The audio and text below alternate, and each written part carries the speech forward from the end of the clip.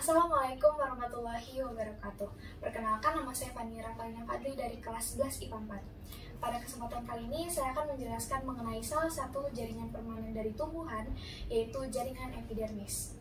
Materi yang akan saya bahas mencakup pengertian, letak dan susunan, kemudian ciri-ciri, fungsi, dan modifikasi dari jaringan epidermis.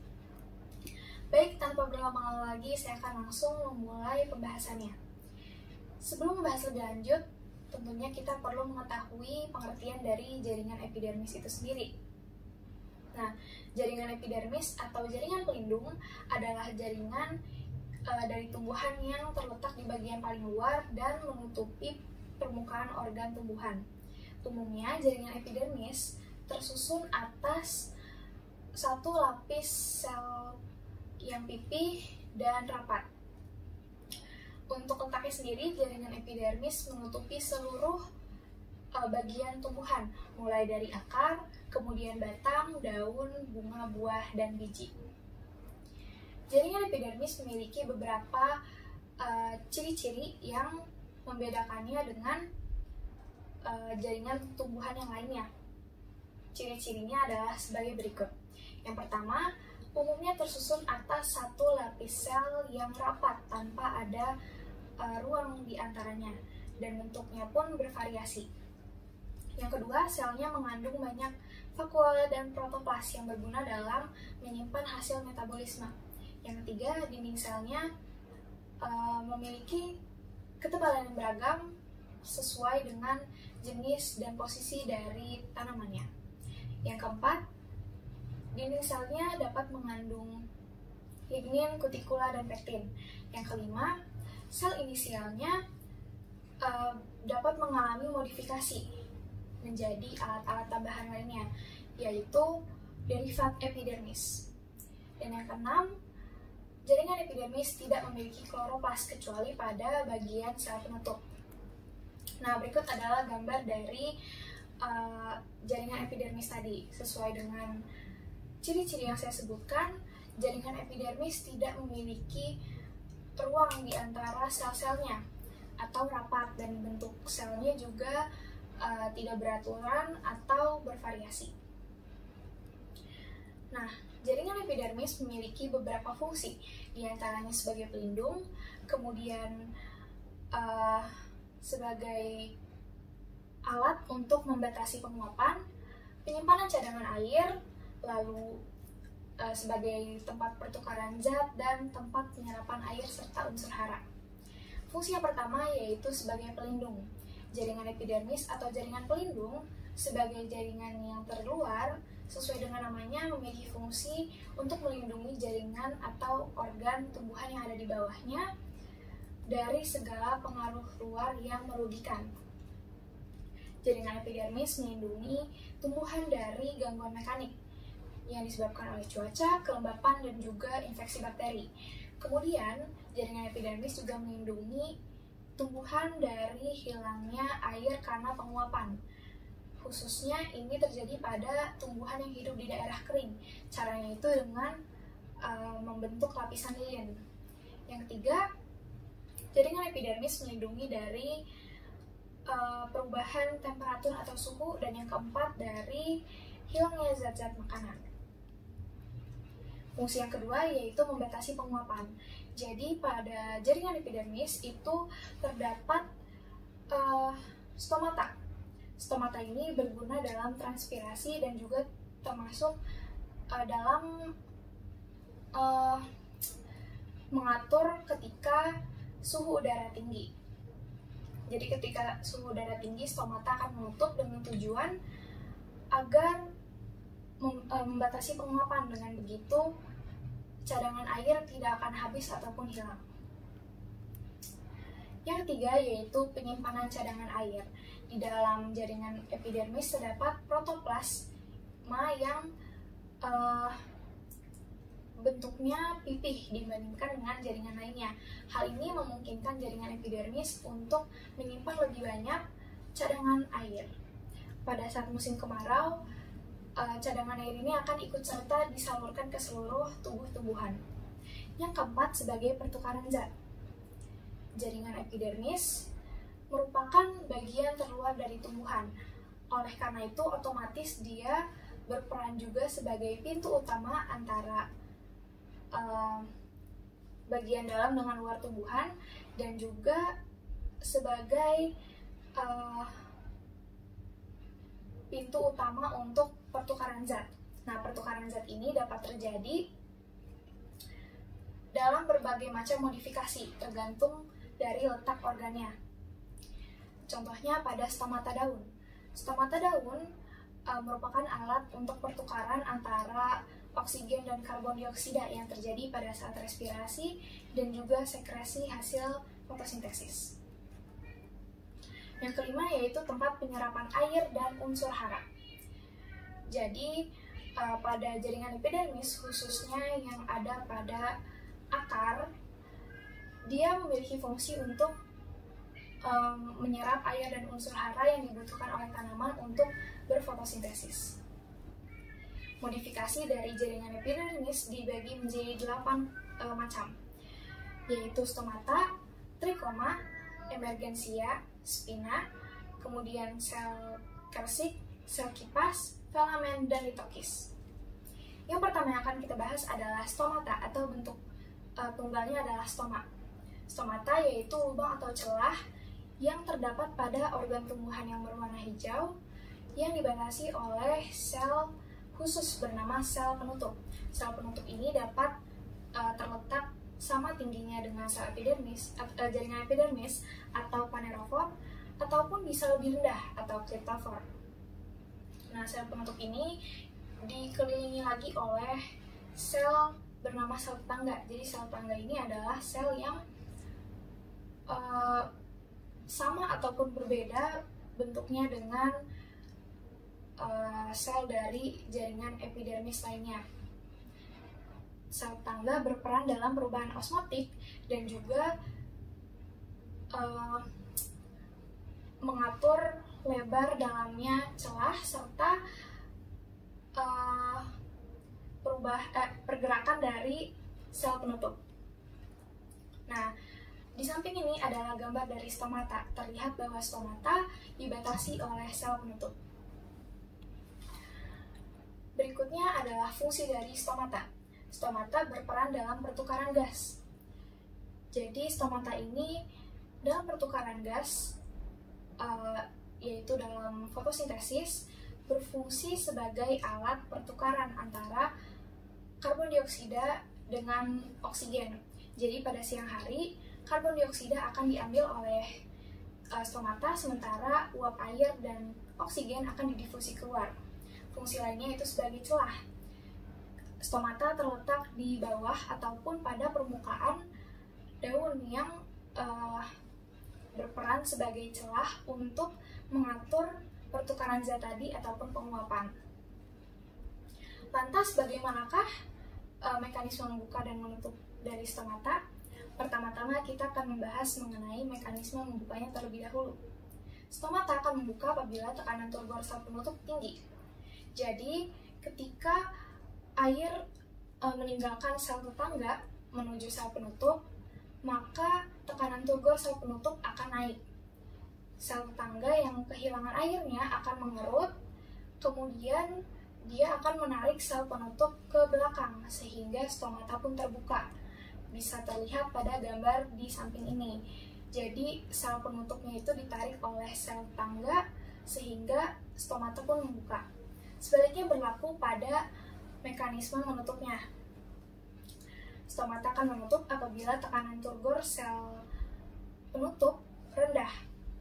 Jadi apabila air meninggalkan sel penutup menuju sel tetangga, tekanan turgor sel penutup akan menurun. Dengan begitu, sel tetangga yang mengakumulasi lebih banyak air akan menggelembung dan mendorong sel penutup ke depan, dan stomata pun menutup. Menutupnya stomata ini akan mengurangi pengambilan karbon dioksida sehingga memperlambat laju fotosintesis. Nah, di gambar di samping ini terlihat stomata yang sudah menutup dikarenakan sel tetangga yang mendorong sel penutup ke depan sehingga stomata pun menutup. Yang kedua yaitu trikoma, atau bentuk jamaknya yaitu trikomata. Trikoma merupakan tonjolan berupa rambut-rambut yang berasal dari atau dibentuk dari epidermis. Fungsinya dibagi berdasarkan letaknya.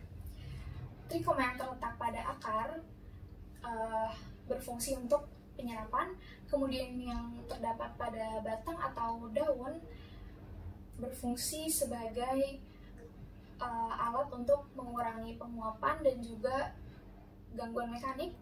Kemudian yang ketiga, pada trikoma yang terletak pada biji. Nah, fungsinya itu untuk mengeringkan si biji tersebut dan memudahkan penyebaran oleh angin. Keempat, yaitu trikoma yang terletak pada kepala putik. Fungsinya itu adalah membuat perekat atau menghasilkan perekat untuk benang sari, dan fungsi lainnya yaitu untuk menahan dari partikular. Tonjolan yang runcing pada gambar di samping ini yang ada pada lapisan epidermis adalah trikoma atau rambut-rambut tadi. Nah, jenis dari trikoma dibagi menjadi dua berdasarkan ada tidaknya kelenjar dan sekret yang dihasilkan. Trikoma glanduler adalah trikoma yang memiliki kelenjar. Oleh karena itu, dia bisa menghasilkan sekret seperti garam, gula, dan terpentin. Dapat bersel satu, banyak, ataupun berbentuk sisik. Yang termasuk ke dalam trikoma glanduler ini yaitu trikoma sekresi garam yang ada pada bakal, kemudian trikoma sekresi minyak atau terpentin, trikoma sekresi getah terdiri dari tangkai, dan juga kepala bersel banyak atau koleter yang ada pada tunas muda. Kemudian ada trikoma rambut gatal pada urtika, trikoma sekresi nektar pada bunga, trikoma kelenjar madu pada pisang, dan juga trikoma rambut sengat yang ada pada tanaman kemadu. Jenis yang kedua yaitu trikoma non-glanduler. Trikoma non-glanduler ini adalah kebalikan dari jenis yang sebelumnya yaitu glanduler. Jadi dia tidak mempunyai kelenjar ataupun menghasilkan sekret. Trikoma non-glanduler dibagi menjadi 4 kelompok. Yang pertama, trikoma bersel satu ataupun banyak dan tidak memipih, ada pada gossypium. Kemudian trikoma scomiform atau sisik yang memiliki sel banyak dan bentuknya pipih, yaitu ada pada tangkai daun durian. Selain itu ada rambut multiseluler yang bercabang dan berbentuk seperti bintang, ada pada bagian bawah daun waru. Dan yang keempat yaitu rambut akar, merupakan pemanjangan epidermis pada bidang lurus permukaan akar. Modifikasi berikutnya yaitu emergensia. Emergensia adalah tonjolan pada epidermis yang dihasilkan tidak hanya oleh sel epitelium namun juga oleh sel subepidermal. Nah, sel subepidermal ini adalah sel dari bagian bawah, sel dari jaringan di bawah korteks. Nah, contoh dari emergensia ini yaitu duri pada buah kecubung dan rambut pada buah rambutan. Selanjutnya yaitu spina atau sederhananya disebut duri. Spina merupakan tonjolan yang terbentuk dari stele atau silinder pusat pada batang. Fungsi dari spina yaitu sebagai pelindung dari tekaman hewan pemangsa ataupun ancaman-ancaman lainnya. Jenis spina dibagi menjadi dua, yaitu spina asli yang dibentuk oleh stele tadi, dan yang kedua spina palsu yang dihasilkan oleh jaringan lainnya yang ada di bawah epidermis. Contoh dari spina ini yaitu duri pada mawar. Selanjutnya adalah sel kipas atau buliform cell. Sel kipas merupakan beberapa sel yang tersusun dari sel berdinding tipis dan juga ukurannya lebih besar dibandingkan dengan sel sekitarnya. Dia berada pada epidermis daun bagian atas. Dapat ditemukan pada Gramineae dan monocotyledon lain. Ciri-cirinya yang pertama, tersusun atas sel yang memiliki dinding sel tipis, kemudian ukurannya lebih besar dibandingkan dengan sel sekitarnya, memiliki vakula yang besar, tidak berkloroplas, lalu bentuk sel seperti kipas. Sel pusat merupakan sel yang susunannya paling tinggi, dan yang terakhir yaitu mengandung banyak air. Pada gambar di samping ini, sel kipas merupakan sel yang terdapat pada lapisan epidermis, namun ukurannya itu yang lebih besar dibandingkan dengan sel lainnya. Fungsi dari sel kipas yaitu sebagai alat dari tumbuhan yang mengambil peran dalam penggunungan daun ataupun tunas, dan juga membantu mengurangi penguapan agar tidak kehilangan air. Mekanismenya, jika udara panas dan air menguap, maka sel kipas akan mengerut, lalu tunas atau daun akan menggulung sehingga penguapan pun akan berkurang. Sementara itu, jika air tinggi atau banyak, maka sel kipas akan menggelembung sehingga gulungan dari daun atau tunas tadi akan membuka dan daun atau tunasnya itu akan bertumbuh. Selanjutnya adalah sel kersik atau bisa juga disebut silika. Sel kersik adalah sel yang mengandung kristal kersik atau silikon dioksida, dapat berbentuk bulat, elips, ataupun pelana. Nah, fungsinya yaitu memperkuat batang tumbuhan dengan cara membuatnya keras. Dapat ditemukan pada Acanthaceae, dapat ditemukan pada Cypercaceae, kemudian Equisetaceae, dan Poaceae, seperti tebu. Silika terletak di atas dinding sel seperti pada gambar berikut ini. Silika inilah yang nantinya membuat tumbuhan batangnya itu menjadi keras dan kokoh. Kemudian ada litokis. Sel litokis adalah sel yang mengalami pertumbuhan khusus ke bagian dalam dan mengandung kristal kalsium karbonat atau sistolit. Fungsinya yaitu melindungi dan menjaga bentuk dari tumbuhan. Dapat ditemukan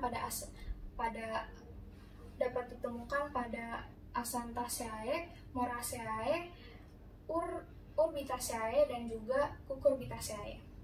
Nah, pada gambar berikut, sel litokis merupakan sel yang terlihat bertumbuh ke dalam, dan dia juga mengandung CaCO3 atau kalsium karbonat tadi. Yang terakhir adalah filamen. Filamen tersusun atas sel-sel mati dan terdapat pada akar gantung atau akar udara dari tanaman epifit. Tanaman epifit ini adalah tanaman yang hidupnya menumpang pada tumbuhan lain. Dia dapat ditemukan pada famili Orchidaceae atau pada tanaman-tanaman seperti anggrek. Fungsinya yaitu untuk menyimpan air dan udara. Pada gambar berikut ini, filamen itu merupakan yang bagian berwarna putih pada bagian akar. Nah, di bawah filamen ini, karena dia itu adalah lapisan yang terluar, tentunya karena dia itu epidermis ya, jadi dia itu ada di bagian terluar. Nah, di bawahnya itu ada exoderm, kemudian cortex, endoderm, dan juga silinder vaskular. Sampai sini penjelasan yang dapat saya sampaikan mengenai jaringan epidermis, mulai dari pengertiannya, susunan, letak, ciri-ciri, fungsi, hingga modifikasinya. Saya harap penjelasan saya dapat dengan mudah dimengerti. Kurang lebihnya mohon maaf, saya ucapkan terima kasih. Wassalamualaikum warahmatullahi wabarakatuh.